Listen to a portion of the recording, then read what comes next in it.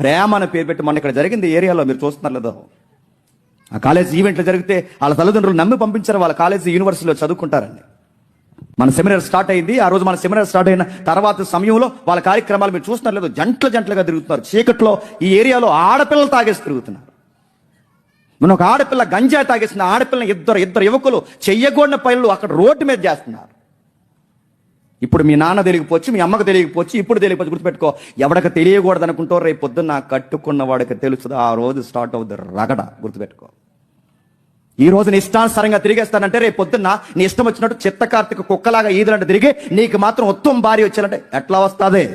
నీకు కుక్కే వస్తుంది. గుర్తుపెట్టుకో, నువ్వు ఎలాంటి అయితే నీకు అలాంటిది వస్తుంది, నువ్వు ఎలాంటి దానివైతే నువ్వు అలాంటి దాని. దేవుడికి తెలుసు ఎవరికి ఎలా జడ్జిమెంట్ ఇవ్వాలో, ఎవరికి ఎలా తీర్పు తీర్చాలో దేవుడికి. అందుకే జాగ్రత్త.